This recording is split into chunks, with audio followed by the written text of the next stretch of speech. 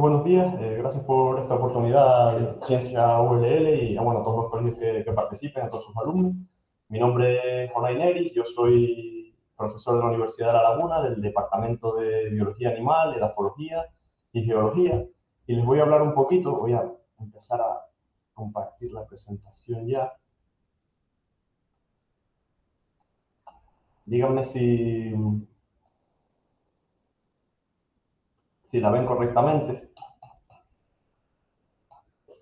Les voy a hablar un poquito del suelo, que es un universo, es en lo que yo he estado trabajando los últimos 20 años, y el suelo es un universo que está bajo nuestros pies. Normalmente cuando hablamos de biodiversidad, de organismos, etcétera, etcétera, siempre miramos a las zonas a nuestros bosques, a nuestros mares, a la atmósfera, a nuestras zonas costeras, etcétera. Pero no nos damos cuenta de que bajo nuestros pies hay un universo inmenso donde viven multitud de organismos y que tienen unas funciones que son fundamentales no solo para nosotros, sino para el resto de animales y plantas. Los suelos están en todos lados. Normalmente cuando nosotros vamos por una carretera, pues nos fijamos en eso, en la vegetación, o vamos por un parque, vemos lo mismo. Pero debajo de todo eso tenemos el suelo. Y el suelo es un elemento fundamental, no solo porque permite el soporte físico de todas esas infraestructuras, de esos paseos, de esas carreteras, de esos edificios, de nuestras casas, sino porque además da vida. El suelo da vida. El suelo es una delgada piel. Fíjense que el suelo tiene unas profundidades de entre 10 centímetros y 2 metros, que es solo un 0,00003% del diámetro de la Tierra, ¿no? De esos 6 millones de metros que tiene la Tierra como diámetro. Es una delgadísima piel. Y sin embargo, si queremos acabar con el hambre en el mundo, si queremos producir alimentos de mejor manera, si queremos proteger nuestros montes, incluso los organismos que viven en ellos, el suelo es uno de los componentes esenciales y tenemos que cuidarlo. Tenemos que conocerlo y tenemos que cuidarlo. El suelo, nosotros siempre decimos, los que trabajamos en esto, que el suelo es donde nace el alimento. Y voy a explicar un poquito por qué, ¿no? El suelo soporta a las plantas, le proporciona los nutrientes, también da sustento a organismos, a la fauna del suelo, y todo eso hace que tenga unas funciones fundamentales. Para que nos hagamos una idea, esos pocos centímetros de suelo, que repito, pueden ser entre 10 centímetros y 2 metros, eh, eh, eh, producen el 95% de la comida que nosotros consumimos. O sea, esa delgada piel de la Tierra, que es solo un 0,00003% del diámetro de nuestro planeta, produce el 95% de la comida que nosotros consumimos. Y ahí radica un poco su importancia, ¿no? ¿Cómo se forman los suelos? Bueno, hay diferentes factores. Lo primero que tenemos que tener es una roca, ¿vale? La roca es diferente que el suelo. Una roca es algo que no es capaz de soportar vegetación. En cambio, el suelo es todo aquello que es capaz de soportar una vegetación, ¿vale? Lo primero que tenemos que tener de nuevo es la roca. Nosotros aquí en Canarias tenemos ejemplos clarísimos, ahora con el volcán de La Palma, por ejemplo, tenemos esa roca joven que está sin degradar, que los organismos son incapaces aún de colonizar, pero con el tiempo y una serie de factores como la topografía, la pendiente, también factores climáticos, si la temperatura es más alta o más baja en esa zona, o las lluvias, si llueve más o llueve menos en esa zona, y también todos los organismos, tanto animales como vegetales que se desarrollen en esos suelos, van a generar este entorno, este medio, ¿vale? Hay que tener en cuenta una cosa, y es un dato que voy a repetir varias veces durante la charla, es que para formar un centímetro de suelo, un solo centímetro de suelo, se necesitan miles de años, ¿vale? Entonces estamos hablando de unos ciclos, de unas escalas que no tienen relación con las escalas, con nuestro ciclo vital. Por ejemplo, las personas nacen y mueren en torno a 100 años. Otros organismos estamos hablando, pues, quizás hasta 1000 años, hasta 100 años, 200 años, 300 años. Pero un solo centímetro de suelo necesita para formarse miles de años. Y eso quiere decir que cada vez que perdemos un centímetro de suelo, perdemos miles de años de formación, miles de años de producir vegetación y otros organismos, ¿vale? Eso lo tenemos que tener en cuenta a la hora de protegerlo. ¿De qué está formado el suelo? Bueno, el suelo tiene una parte sólida, ¿no? Hablamos antes de la roca, en nuestro caso, en el caso de las Islas Canarias, esa roca volcánica conforma el 45% del suelo. Es una parte sólida, una parte mineral.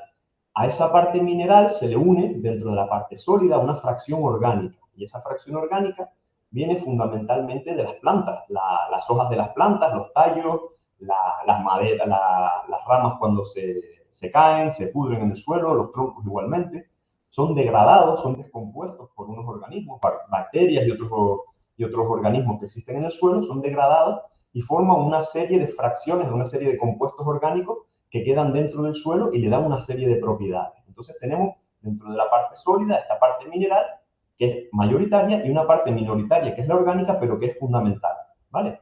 El resto del suelo es espacio poroso, ¿vale? Son poros, son canales, son túneles que quedan entre esas partículas minerales y la fracción orgánica y que normalmente están generados por los organismos del suelo, por las lombrices de tierra, por ejemplo, que viven dentro del suelo y van generando esos túneles. También tenemos topos, hay ratones, hay conejos que viven ahí, que crean esas cavidades, esa arquitectura que hay dentro de ese suelo.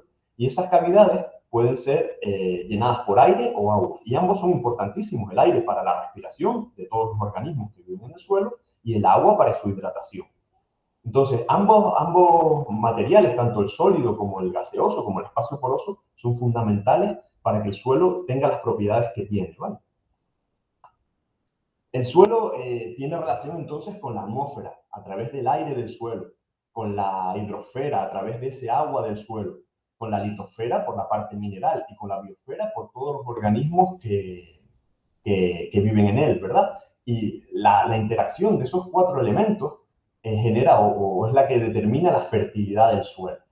Y la fertilidad la podríamos definir como la habilidad del suelo para sustentar, para hacer crecer las plantas. Las plantas que pueden ser tanto en zonas de monte, de nuestros montes, pues esos árboles o ese sotobosque, pero también pueden ser cultivos, y eso es fundamental. Hablábamos antes del 95% de nuestra comida producida por los suelos. Entonces, esta fertilidad del suelo, esta capacidad del suelo para sustentar el crecimiento de las plantas es fundamental.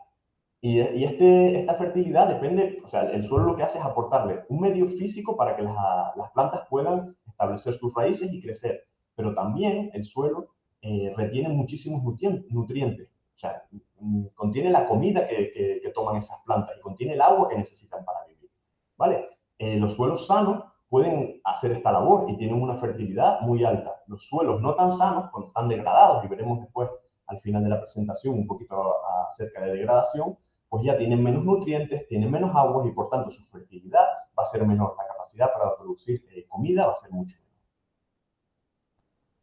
Como digo, esto nos hace pensar que el suelo está vivo. A veces pensamos que el suelo es como la roca, es parte de la roca, es roca que está desmenuzada, que está en pequeños trocitos, y sin embargo es muchísimo más que eso. Contiene multitud de organismos, tanto animales como vegetales, como bacterias, como hongos. Contiene ácaros, contiene lombrices, contiene gusanos, contiene arañas, contiene topos, contiene eh, conejos, tenemos bacterias, tenemos bacterias fotosintéticas también, es decir, una variedad inmensa. Para que nos hagamos una idea, en una cucharilla de azúcar, una cucharilla de ese tamaño de suelo sano, hay más organismos que gente vive en el planeta. En solo una cucharilla hay más organismos, hay más vida que la gente que vive en el planeta. Y eso es fundamental. Entonces el suelo está realmente vivo. Uno de cada 4 organismos vivos del planeta viven dentro del suelo. Ese 25% contiene más del 25% de la biodiversidad del planeta. Por lo tanto, es un elemento fundamental. Es un elemento que tenemos que conservar, un elemento que tenemos que estudiar, ¿vale? ¿Qué beneficios tiene esa gran cantidad de organismos que viven en el suelo? Bueno, lo primero es que hace que los suelos sean saludables porque generan esa arquitectura, todos esos canales, porque descomponen la, la hojarasca y la madera muerta para generar nutrientes. Esto hace que la planta pueda crecer por ese soporte físico que tiene para las raíces, también por los nutrientes que toma y que están retenidos en el suelo. Para la salud humana, porque los microorganismos del suelo, muchos de ellos, muchas bacterias, son capaces de degradar contaminantes, incluso medicamentos, o controlar plagas. También purifica el agua por esa misma razón. Si los organismos del suelo son capaces de degradar sustancias contaminantes, van a hacer que el agua, al pasar a través del suelo, se filtre y deje atrás todo ese elemento contaminante antes de llegar a los acuíferos. Y vamos a recordar que en Canarias, buena parte de nosotros vivimos o nos hidratamos, utilizamos el agua de los acuíferos que sacamos a través de galerías o pozos, ¿no? Entonces, el papel del suelo en la purificación del agua que después nosotros vamos a tomar es fundamental. Y también ayuda en la mitigación y la adaptación al cambio climático, porque el suelo, en colaboración con las plantas, es capaz de retener CO2. Ustedes probablemente sepan que el CO2 es un gas que tiene efecto invernadero, que lo que hace es promover el calentamiento de la atmósfera, ¿verdad? Pues las plantas toman ese CO2, lo convierten en productos orgánicos, que después, al morir, caen al suelo y los organismos del suelo lo modifican, los transforman en otros compuestos también orgánicos, pero que son mucho más lentamente degradables, con lo cual tardan muchísimo tiempo en volver a ser a CO2 y no se emiten a la atmósfera. Entonces, es lo que llamamos un sumidero de CO2, ¿vale? El suelo tiene ese papel también. La biodiversidad es eso, ¿no? Es lo que hemos estado hablando, es la cantidad, la variedad de vida que vive debajo nuestro, debajo de nosotros en los suelos. Y hay géneros, hay especies que son específicas de los suelos, tanto de microorganismos, microfauna, mesofauna, macrofauna. Aquí tenemos un ejemplo de todo ello, ¿no? Con el tamaño en milímetros de esos organismos. Tenemos organismos del tamaño de micras, ¿vale? Tenemos bacterias, tenemos hongos, tenemos rotíferos, tenemos ácaros, que son ya un pelín más grandes, ya del tamaño de los milímetros, pues ya tenemos hormigas, ya los conocemos mejor, caracoles, arañas, e incluso mayores, tenemos lo que hemos hablado, los ratones, los conejos, los topos que viven en cavidades dentro del suelo, ¿vale?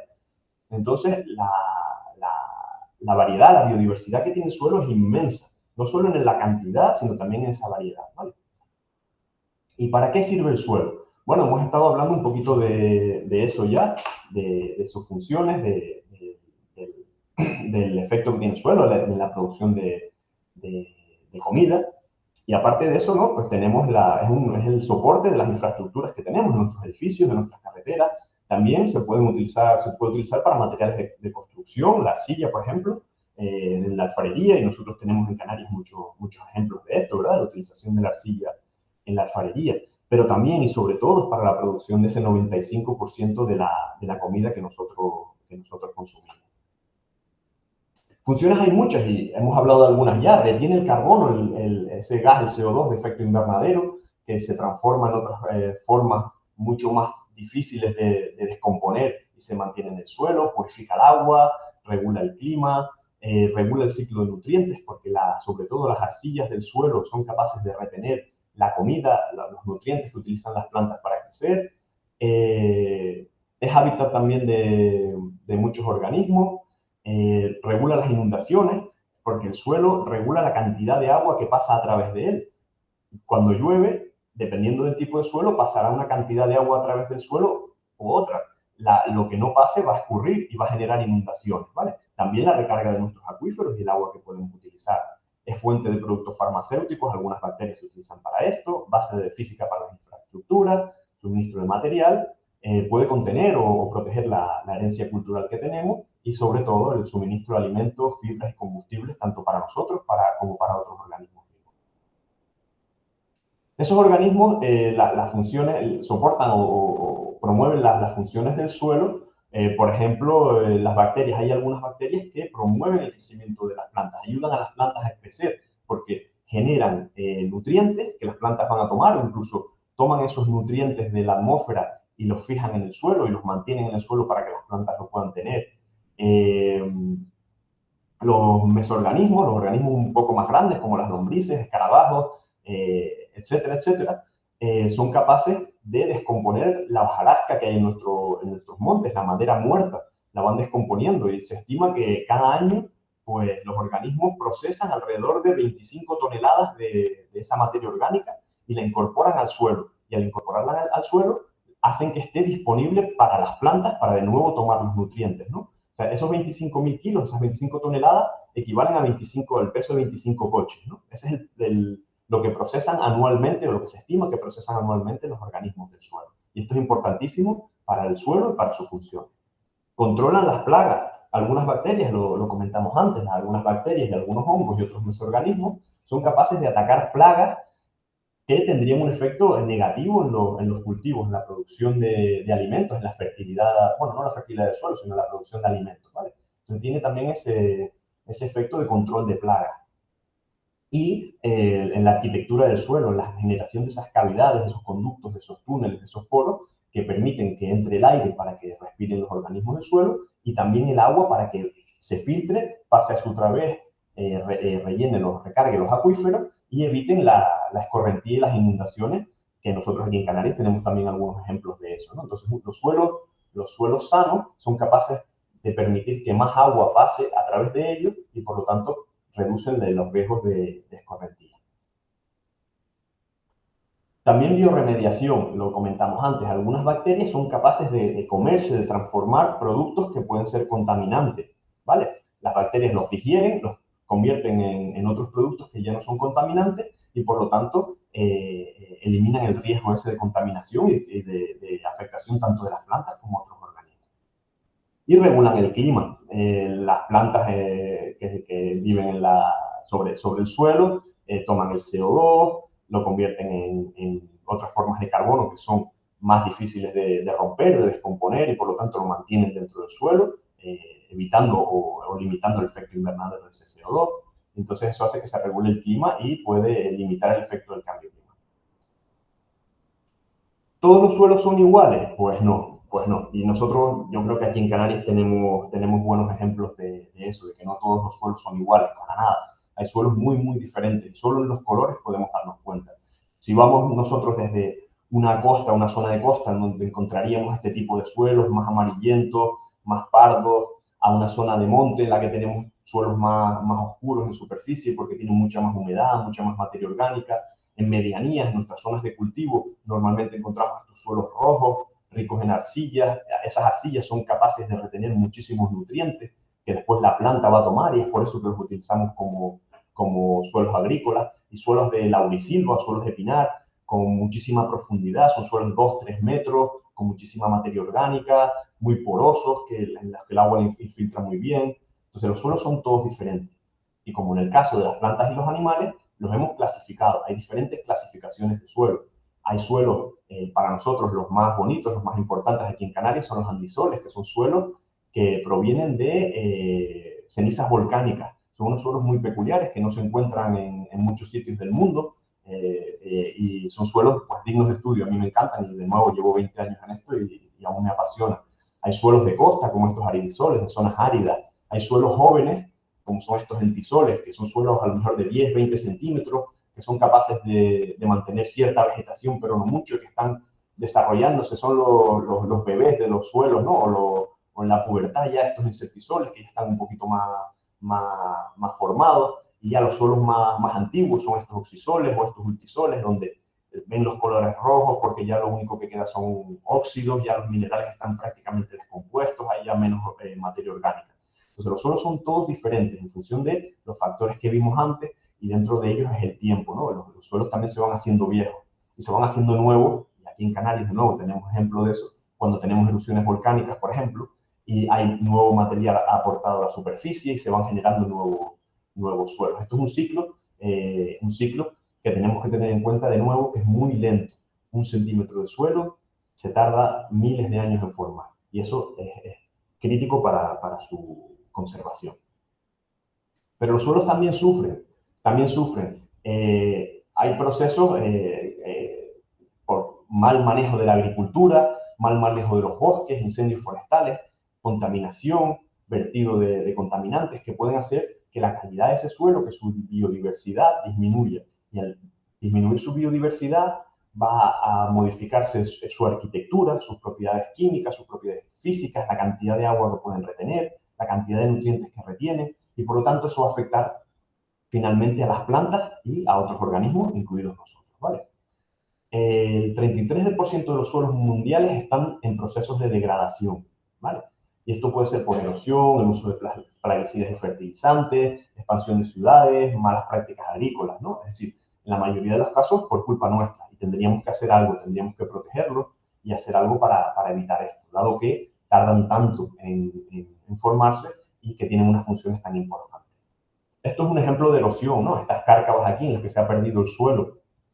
Esto es porque la infiltración es muy baja, no hay cobertura vegetal, se ha eliminado probablemente para cultivo, y al llover, el suelo, el agua transporta el suelo y lo perdemos. Perdemos el suelo, los minerales, pero también todos sus nutrientes. Entonces, en las zonas con erosión tenemos menos producción de alimentos, tenemos una pérdida de biodiversidad, menos capacidad de almacenar de agua, y esa menor capacidad de almacenar de agua hace que después puedan haber daños en carreteras y viviendas aguas abajo, ¿no? Donde llega todo ese agua que ha escurrido. Y de nuevo, en España se pierde 1 milímetro de suelo al año. 1 milímetro de suelo al año, si tenemos en cuenta que para formar un suelo, 1 centímetro de suelo hace falta 1000 años, es muchísimo. No podemos permitirnos esto, que esto continúe así, ¿vale? Hay métodos para evitarlo. En el caso de los cultivos, pues cultivos en fajas, cultivos en terrazas para disminuir la pendiente, o barreras para evitar que el agua discurra, para que el suelo se mantenga en la zona. Y tendríamos que implementarlo. En general se han aplicado. En Canarias tenemos muchísimos ejemplos de terrazas, ¿no? Porque son absolutamente necesarios para nuestros cultivos. Y luego también otras prácticas agrícolas. Dentro de los nutrientes hay 18 nutrientes que son esenciales para las plantas, ¿no? Son estos que tenemos aquí debajo.